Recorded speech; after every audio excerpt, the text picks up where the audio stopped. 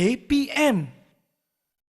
Hai, Assalamualaikum semua. Selamat pagi. Bersama saya sekali lagi Puan Syazaliana, pakar nutrisi anda. Jadi hari ni seperti biasa di pagi Rabu. Jangan lupa kita ada satu segmen yang sangat penting, iaitu sarapan sihat. So hari ni kita nak sarapan apa ni? Sebab saya tahu lah, yelah kan sebelum-sebelum ni kita dah buat sarapan yang agak kita panggil macam fancy sikit kan, yang macam western. Jadi mungkin mak-mak kata, alah susah sangat lah kita nak fikir, kita nak masak benda yang simple-simple, yang mudah lah nak kata orang Malaysia selalu makan. Jadi sebab itu saya nak tunjukkan, walaupun menu ni kita selalu katakan menu ni orang kata tak sihat, ataupun macam kiranya dah nama dia pun lah, iaitu nasi goreng. Nasi goreng, bila kita terfikir je nasi goreng ni, bila kita cakap je perkataan goreng ni, mesti kita terfikir tak sihat. Yelah kan, dan nama pun nasi goreng. Macam tu juga dengan nasi lemak. Jadi betul ke tak sihat? Memang kita tak boleh nak jadikan dia lebih sihat ke? Sebab kita hari ni nak tunjukkan satu menu nasi goreng yang lain sikit, iaitu nama dia nasi goreng pelangi. Hey, nasi goreng. Alamak, ternyanyi bahaya tu. Okey, nasi goreng pelangi. Apa benda yang pelanginya? Kita kena tahu setiap warna dalam bahan-bahan makanan kita ni, dia mewakili nutrisi yang berbeza. Iaitu kita panggil phytochemicals, phytonutrient yang sangat baik untuk kesihatan kita. Dia merupakan salah satu sumber antioksida. Ingat tak sebelum-sebelum ni saya pernah cakap pasal antioksida? Antioksida ni merupakan yang sangat penting lah, komponen yang sangat penting untuk kita masukkan dalam diet harian kita. Sebab antioksida ni lah yang membantu melawan keradangan. Keradangan ni lah punca-punca pelbagai penyakit kritikal, iaitu penyakit jantung. Penyakit jantung ni antara penyakit yang tertinggi masalah rakyat Malaysia yang biasa kita hadapi. Sebab itu pastikan setiap menu kita mengandungi kandungan antioksida. Okey, tapi yang penting ialah kita nak fokuskan ni ialah dari segi dia punya kandungan nutrisi. Sebab selalunya nasi goreng yang kebiasaan lah yang kita makan tu sangat tinggi dengan kandungan garam, sangat tinggi dengan kandungan minyak. Itulah antara punca yang menyebabkan dia jadi tak sihat. Sedangkan nasi goreng ni kita boleh sebenarnya ambil, tak ada masalah. Cuma cara kita tu yang salah. Jadi tak nak panjang-panjang cerita, apa dia antioksida, apa dia nasi goreng pelangi tu. Lepas ni kita akan tunjukkan. Jadi jangan ke mana-mana, kita kembali selepas ini. Didik TV KPM. Didik TV KPM. Hai, bertemu kembali bersama saya Puan Syazaliana, pakar nutrisi anda. Jadi kita tadi dah cakap dah, kita nak masak nasi goreng pelangi untuk sarapan sihat kita pada hari ini. Tapi macam mana tu kan? Apa dia nasi goreng pelangi tu? Apa bahan-bahan dia? Jom saya tunjukkan. Okey, dekat depan mata dia tengoklah. Dah pun warna-warni gitu. Yelah, nama pun dah nasi goreng pelangi. So mestilah warna-warni pelangi kan. Jadi first of all lah, pertama sekali saya nak tunjukkan warna hijau. Okey, warna hijau ni sebenarnya tak kisahlah sayuran hijau apa sekalipun. Tapi yang saya akan gunakan pada hari ini ialah kacang boncis. Tak kisah kacang boncis ke, kacang panjang ke pun boleh. Tapi apa manfaat kacang boncis ni sebenarnya? Okey, kacang boncis ni sangat tinggi dengan kandungan vitamin C, kandungan vitamin K. Memang bagus untuk kita punya kesihatan menyeluruh. Lagi-lagi mereka yang ada masalah jantung. Okey, jadi cuba includekan. Okey, cuba pastikan kita punya setiap kali hidangan tu ada sayuran berwarna hijau. Okey, yang kedua kita ada, biasa tengok tak ni? Kita selalu guna kubis biasa kan? Tapi ini saya hari ni nak gunakan kubis, ada yang kata kubis merah, ada yang kata kubis ungu. Tapi saya rasa warna dia kubis ungu kot kan. Okey, bila warna ungu ni, okey, sangat dia mengandungi satu orang kata antioksidan, kita panggil anthocyanins, okey, which is memang sangat baik untuk kita punya kesihatan hormon untuk remaja-remaja perempuan kan, yang baru sahaja menginjak dewasa. Okey, pastikanlah kalau boleh ada sayuran berwarna ungu. Selain tu dia pun mengandungi folic acid. Okey, so folic acid pun bagus juga untuk ibu-ibu mengandung. Okey, so pastikan, okey, kalau boleh ada warna purple gitu. Warna purple pun cantik kan. Kubis ungu ni dia lagi manis tau. Dia berbanding daripada kubis hijau tu. Okey. Lepas tu kita ada warna oranye. Bila warna oranye memang tak lari daripada kita panggil satu nutrisi ni yang kita panggil beta carotene. Beta carotene ni apa benda? Okay, beta carotene ni sangat baik, dia sejenis juga vitamin A sebenarnya. Memang sangat baik untuk mata. Okay, anak-anak pun memang tak terlepaskan dengan memandang gadget. Mereka semua terekspos dengan blue light. Jadi ini akan menjejaskan masalah penglihatan mereka. Jadi pastikan kita adalah sumber vitamin A seperti carrot. Tapi satu yang saya nak ceritalah. Carrot ni sebenarnya antara sayuran berkanji. Apa benda sayuran berkanji ni? Okey, kita kena tahu kita ada dua jenis sayuran lah yang kita panggil sayuran berkanji dan juga sayuran daun hijau. Ataupun sayuran yang kita boleh kata karbohidrat dia punya kandungan karbohidrat dia agak rendah. Okey, jadi bila sayuran berkanji ni, dia boleh kita kata, nak senang faham lah, dia kategori sayuran yang sama geng dengan nasi. Dia punya kalori. Jadi kita tak boleh ambil banyak sangat. Okey, cukup syarat dah okey lah. Contohlah, sebagai contoh macam carrot ni Okey, macam carrot ni kita boleh cakap setengah cawan carrot tu dah sama dengan satu sendok nasi. Sebab tu kadang-kadang kita tak perasan kan. Kita rasa macam kita dah makan cukup serat kan. Tapi kita lebih kepada sayuran berkanji. Jadi nak ambil tak ada masalah. Cuma kawal porsi. Kiranya kalau dah nak ambil sayuran berkanji, contoh macam labu kan. Jadi kenalah kurang sikit nasi. Barulah dia balance. Okey, faham Alright. So, yang seterusnya kita ada capsicum. Nampak tak? Dah bercampur kan. Kita ada capsicum, iaitu capsicum warna kuning. Okey, capsicum ni bila kita cakap pasal warna kuning kan, warna orange, dia sangat sinonim dengan vitamin apa? Vitamin C. Kita sebenarnya boleh sahaja ambil keperluan vitamin C daripada diet seharian kita saja. Contohlah, sebagai contoh sebab satu hari keperluan vitamin C kita hanyalah lebih kurang dalam 70 hingga 90 mg sahaja. Cuba bayangkan, kebanyakan di pasaran ada berapa? Selalunya lebih berganda-ganda.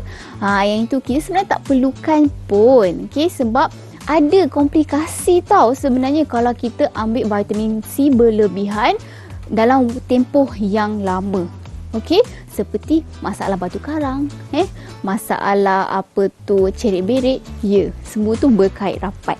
Yang penting bawang memang wajib kalau kita nak masak nasi goreng kan. Bawang dia antara kiranya bagi rasa bau yang menyelerakan bila kita masak nasi goreng kan. Jadi pastikan bawang ni ikutlah cita rasa. Macam saya memang suka bawang lebih sebab dia kan rasa manis semula jadi tu. Tak payahlah kita nak tambah lagi gula kan. Okey, jadi itulah kita punya warna-warni. Kita punya warna pelangi dalam nasi goreng kita. Jadi bahan-bahan lain tak lupa ialah semestinya ikan bilis. Ikan bilis ni ini banyak ni sebenarnya. Okey, berapa banyak sebenarnya kita perlu ambil sebenarnya untuk kira satu masakan, satu hidangan Satu hidangan kiranya sekali makan untuk seorang. Satu hidangan ikan bilis lebih kurang dalam 2/3 cawan. Okey, 2/3 cawan untuk melengkapi protein kita. Okey, jadi bukan tu sajalah. Okey, bila kita cakap pasal ikan bilis ni merupakan juga sumber omega 3 yang baik. Omega 3 ni kita bila cakap mesti untuk fokus, minda yang fokus kan, untuk bantu anak-anak kita dalam proses pembelajaran mereka. Bila makanan sebenar ni dia bukan hanya ada omega 3 semata-mata, dia ada nutrisi lain juga yang mengimbangkan keseluruhan makanan tersebut. Okey, ikan bilis juga antara sumber kalsium. Ya, kalsium. Of course, sudah tentu terfikir sangat penting untuk pembesaran anak-anak kan. Jadi tak apa nak ambil ikan bilis ni, tapi pastikan kita tahu portion ni lah kan, porsi dia, sebab ikan bilis ni bila keringkan kita tahu dia punya kandungan sodium pun dah jadi tinggi sedikit. Jadi kena kawal pula dari segi garam kita. Okey, bila dah ada ikan bilis ni kan. Sumber protein yang lain iaitu telur. Of course, saya rasa nasi goreng memang sinonim dengan telur kan. Mestilah kita kena letak telur. Tak kisah nasi goreng apa pun, biasalah memang kita letak telur, kita letak ikan bilis kan. Lagi nasi goreng kampung. Okey. Jadi, kalau untuk telur ni, sekali makan untuk seorang ialah 2 biji. Okey. Telur sangat baik untuk kita punya pembesaran juga kan, pembentukan otot, sebabkan dia punya kandungan protein ya. 1 biji telur bersamaan dengan 7 gram protein. Banyak kan? So 2 biji dah 14 gram protein kita dapat. Mungkinlah ada yang takut nak asingkan telur kuning lah dengan telur putih lah. Tak perlu. Telur kuning itulah yang banyak sangat khasiat seperti lutein dan zeaxanthin. Apa benda? Lutein zeaxanthin ni sangat baik untuk mata. Okey, jadi jangan elakkan untuk asingkan, tak perlu pun. Okey, melainkan kalau memang ada masalah kesihatan seperti tinggi kolesterol, barulah kita berjaga-jaga. Okey. Cendawan shiitake ni adalah kita boleh panggil salah satu tumbuhan yang mempunyai perisa umami. Apa benda perisa umami ni? Okay, perisa umami ni kita cakap MSG. Yang paling famous lah kan MSG ni. Tapi MSG selalu dikaitkan dengan yalah yang artificial kan, yang kita tiruan. Tapi yang ini daripada sumber semula jadi, daripada makanan sebenar. Okey, jadi boleh masukkan cendawan shiitake supaya menaikkan lagi aroma dan juga rasa nasi goreng pelangi kita. Dan seterusnya kita ada cili. Cili ni pun bergantunglah pada cita rasa masing-masing, tapi kalau saya rasa kalau 1-2 tak ada masalah lah kan. Kita orang Malaysia memang tak sah lah kalau tak pedas kan. Mestilah kena ada pedas. Cili ni pun salah satu juga, dia boleh membantu untuk tingkatkan metabolisme badan. Tapi janganlah kita harapkan okeylah lepas ni nak kurus rata cili je. Janganlah gitu kan. Dia boleh tingkatkan metabolisme tak dia, tapi dengan bantuan dengan cara juga dalam masa yang sama makan cara sihat kan, gaya hidup yang sihat. Janganlah bergantung pada dia semata-mata, memang tak jalan lah. Sikit perut dia kurang, bukannya kurus dapat, sikit perut yang dapat. Tak naklah macam tu. Okey. So last kali ialah sudah tentulah minyak. Macam mana kita nak goreng kalau tak ada minyak? Tapi inilah yang membezakan nasi goreng kita dengan nasi goreng lain. Okey. Sebab satu, kita punya nasi goreng berwarna-warni, sangat tinggi dengan antioksidan. Satu lagi, nasi goreng kita ni, okey, kita hanya gunakan lebih kurang dalam 2 hingga 4 sudu minyak macam tu. 1 sudu minyak bersamaan dengan berapa kalori? Lebih kurang dah macam 1 sendok nasi dah. Jadi ini yang kita tak perasan kan. Jadi sebab itulah untuk satu orang kan, satu individu, satu sajian, kita hanya perlukan dalam sehari dalam 2-3 sudu minyak sahaja. Jadi tak ada masalah nak ambil, cuma jaga dia punya portion size. Jadi kita dah terangkan bahan-bahan ni semua, tapi tak lengkap lah kalau tak ada nasi. Jadi tapi adakah okey untuk kita gunakan nasi semalam? Jadi saya akan jawab pertanyaan itu dan juga macam mana nak masak semua ni selepas ini. Didik TV KPM. Didik TV KPM. Hai, bersama sekali lagi saya Puan Syazal Liana, pakar nutrisi anda. Tadi macam mana tadi? Kan dah clear dah dengan bahan-bahan yang kita gunakan. Jadi dah siap lah kita punya nasi goreng pelangi. Dia dah siap kan? Yelah, kita fast forward sikit, okey? Alright, bila nasi goreng ni, saya rasa nak kata cara-cara masak tu semua orang sangat familiar lah, lagi mak-mak kan. Tak ada masalah, cuma sebab biasalah dia punya cara-cara masak. Mula kita tumis dulu kan bawang tu, kita tumis dulu sayur-sayuran tadi. Melainkan kalau ada letak sayuran berdaun, mungkin kita boleh masuk kemudian supaya dia tak terlampau layu. Tapi lain-lain sama sahaja. Tadi masa saya rehat ada yang tanya saya, kita perlukan letak telur je ke untuk sebagai sumber protein? Sebenarnya tak kisah, tak semestinya telur sahaja. Boleh juga kita telur ke, ayam ke, daging ke, tak ada masalah. Ikut cita rasa masing-masing. Okey, tadi saya cakap pasal nasi yang disejukkan. Kiranya nasi semalam kita sejuk dan kita panaskan semula. Adakah itu bagus? Adakah kita boleh amalkan selalu? Okey, kena faham. Okey, bila kanji yang kita sejukkan, okey, seperti nasi lah, kita sejukkan dan kita panaskan balik, sebenarnya lebih baik. Pelik kan? So macam ya ke? Bila kita sejukkan dan kita panaskan semula, dia dah jadi satu kanji, rintangan kanji. Apa benda pula tu? Okay, biasa kita dengar resistant starch. Iaitu dia akan jadi lebih tinggi serat. Tapi kalau kita dah sejukkan nasi tu dan panaskan semula, sebenarnya manfaatnya lebih kurang. Kiranya dia dapat turunkan kandungan kanji dalam karbohidrat tadi tu. Okey, jadi boleh je, tak ada masalah untuk kita gunakan nasi yang semalam. Cuma pastikan cara penyimpanan tu kenalah betul. Kan tak pasal-pasal sakit perut pula kan. Kena keracunan makanan. Jadi pastikan penyimpanan tu kena betul, dan kalau boleh terus panaskan esoknya lah. Janganlah simpan lagi berhari-hari. Okey, bila kita cakap pasal serat, okey, apa yang kita fikir ialah sangat bagus untuk sistem penghadaman kita.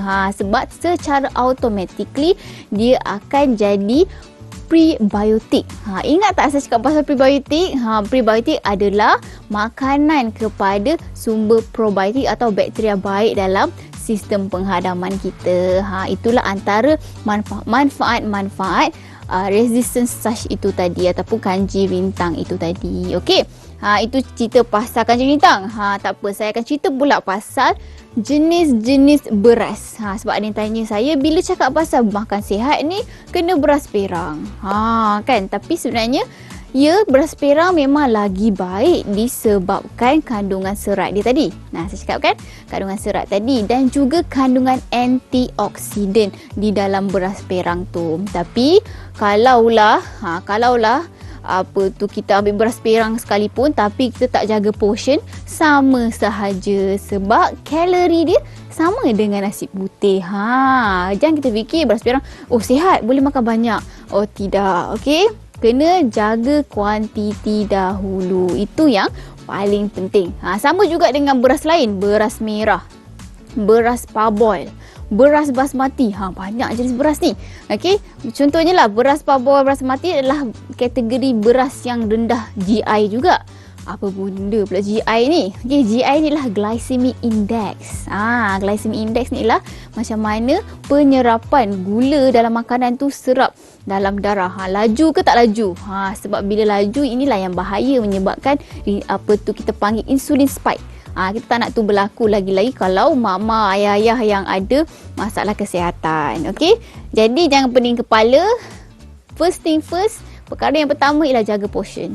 Walaupun kita tukar beras macam mana pun, kalau portion tak jaga pun tak ke mana. Okey, lepas kita dah boleh jaga portion, barulah kita fikir tentang jenis beras yang lebih baik. Sebab yang best ni macam beras perang ni, dia tinggi serat. Bila tinggi serat, kita tak adalah nak tambah-tambah, kita kenyang lebih lama. Okey? Okey, so jadi Jangan lupa untuk cuba resepi hari ni, iaitu nasi goreng pelangi. Secara tak langsung ini pun dapat macam meningkatkan selera anak lah, macam berwarna-warni. Lagi-lagi kalau kita tunjuk masa masak tu, mesti dia excited. Okay? Jadi macam mana, berapa banyak sebenarnya kita boleh ambil nasi goreng pelangi ni?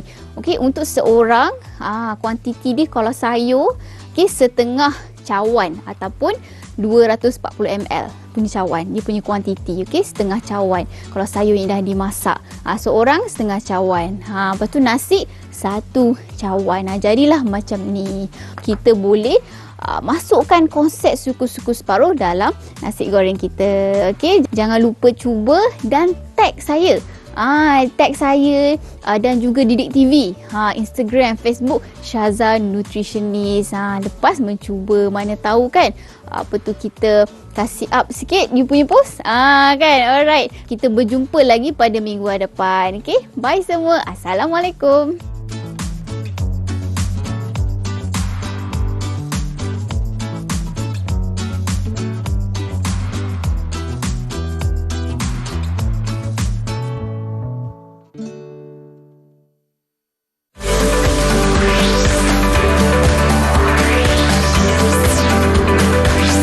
Didik TV KPM